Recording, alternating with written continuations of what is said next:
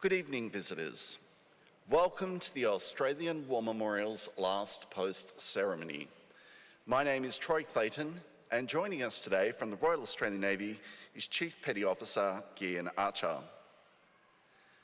Today, we commemorate the 85th anniversary of the Battle of the Atlantic.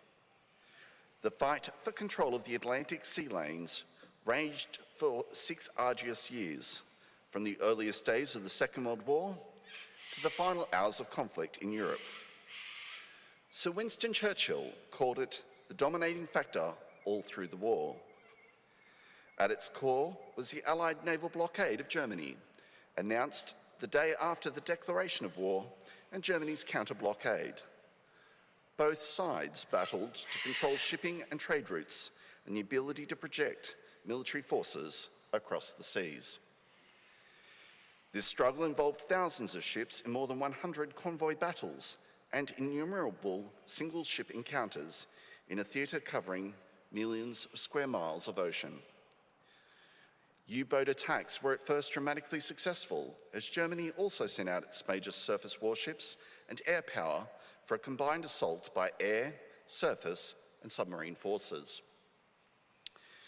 The Royal Australian Navy's anti-submarine school, HMAS Rushcutter, was commissioned in February 1939, but with the Royal Navy in dire need of officers and sailors trained in anti-submarine warfare, these men soon found themselves on loan. By the end of 1943, over 1,000 Australian officers and ratings were serving in British ships. By May 1941, the Allies had developed a fully escorted transatlantic convoy system. A number of RAN vessels served on such escort duties.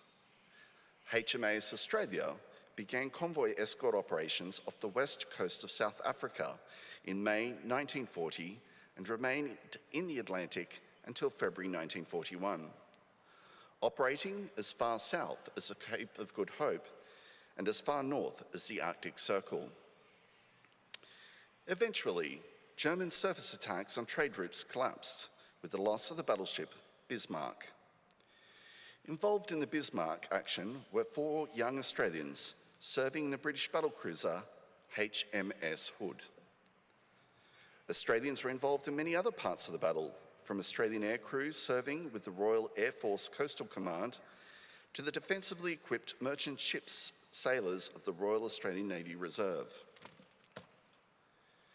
Each year, on the first Sunday in May, we remember those who died during the longest continuous military campaign of the Second World War.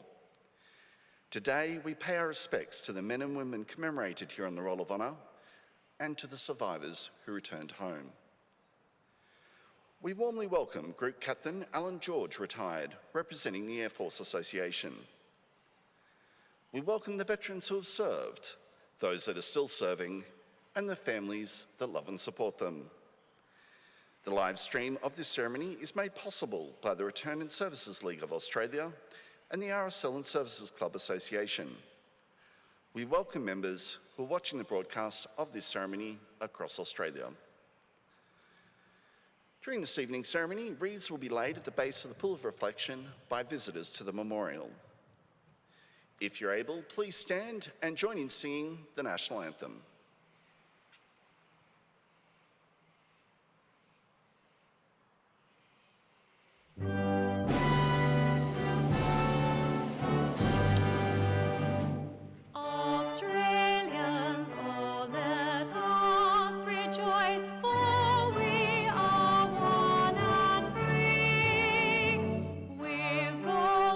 Soil and wealth for toil, our home is good.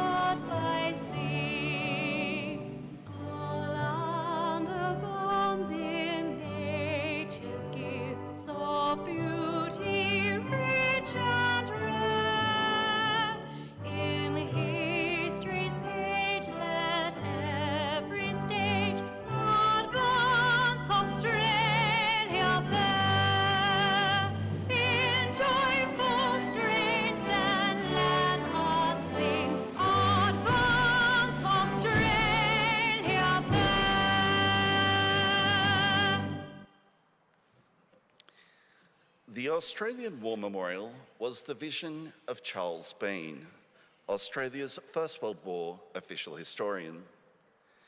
Bean landed with the Australian troops on Gallipoli and stayed with them at the front through to the end of the war. The idea of this national memorial and museum came to him at Pozières, France, in the depths of the bloody fighting of 1916. Bean's idea was that this would be a place where families and friends could mourn their loved ones buried in faraway places. It would also be a place that could help all Australians understand what these men and women had endured and what they had done for us. Bean's vision, to which we remain true, is best expressed as inscribed in the entrance to the memorial's galleries.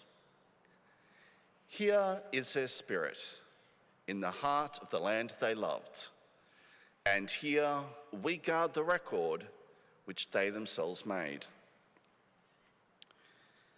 Tonight, we'll read the story behind just one of those on the Roll of Honour, which lists the names of more than 103,000 men and women who have given their lives for us in war and on operations for more than a century. But first we present a lament, Flowers of the Forest. Wreaths or floral tributes will now be laid at the base of the Pool of Reflection.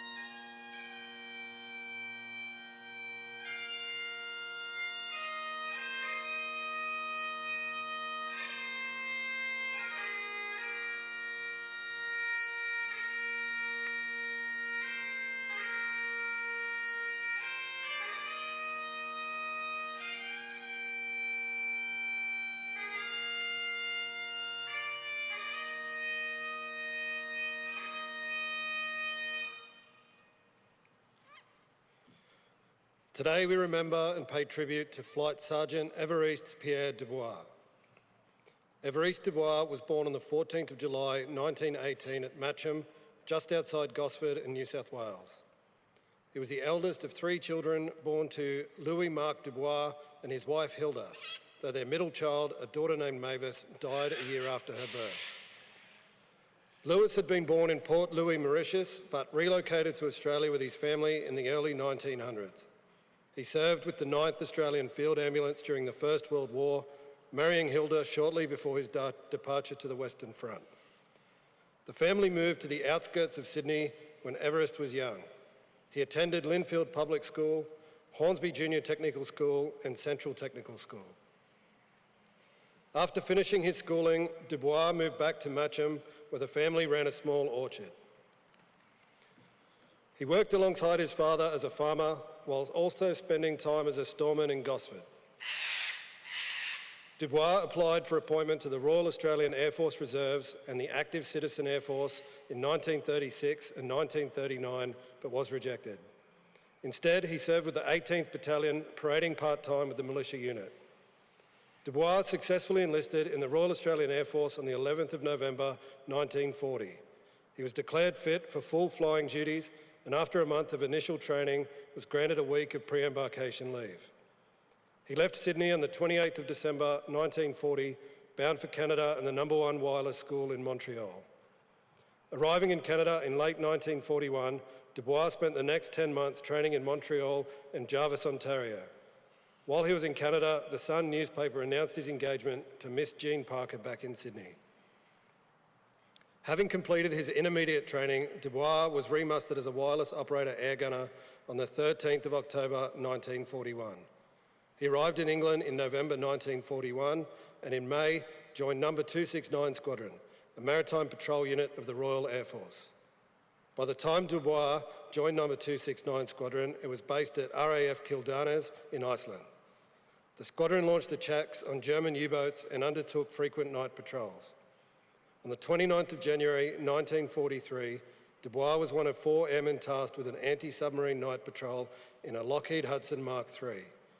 He was one of 2 Australian wireless operator air gunners on board the aircraft, along with a 22-year-old British pilot and a 22-year-old Canadian navigator. The aircraft took off in a perfectly normal manner just after 6:30 a.m, but after a few moments, witnesses heard the engines of the Hudson cut out.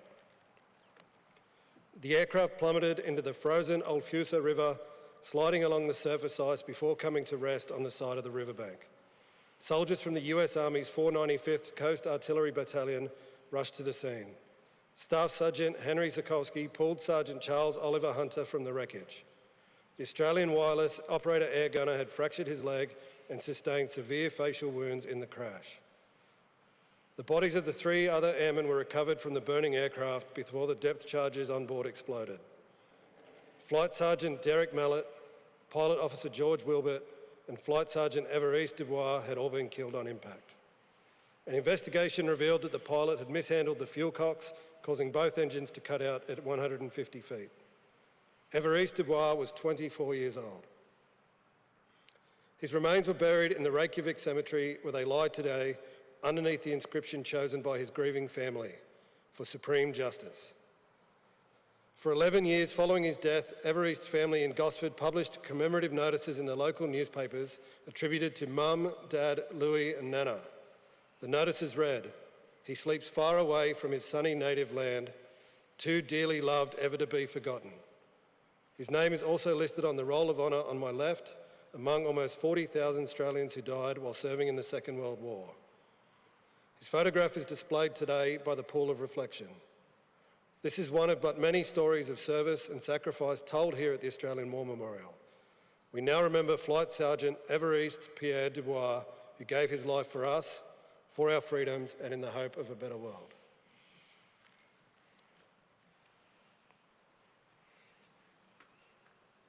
Please stand for the reading of the ode and the sounding of the last post.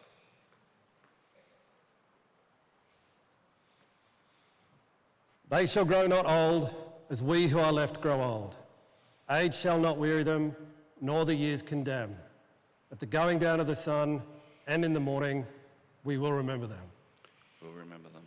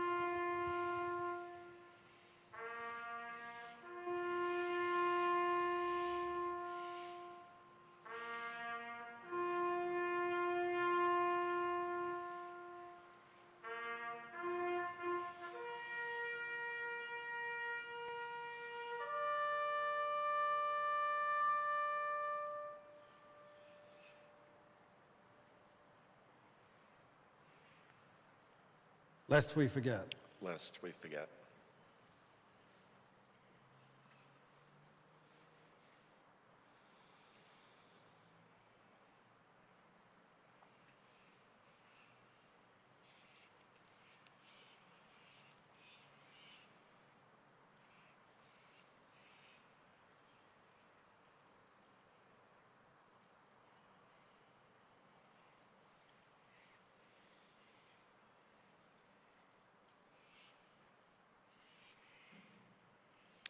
We leave you this evening with the words of the memorial's founder, Charles Bean. Many a man lying out there at Poziere or in the low scrub of Gallipoli, with his poor, tired senses barely working through the fever of his brain, has thought in his last moments, well, it's over. But in Australia, they will be proud of this. Ladies and gentlemen, girls and boys, that concludes the last post ceremony. On behalf of the Director, staff and volunteers, thank you for visiting the Australian War Memorial today and for your continued support during the Memorial's development project. We wish you all a very pleasant evening. Thank you.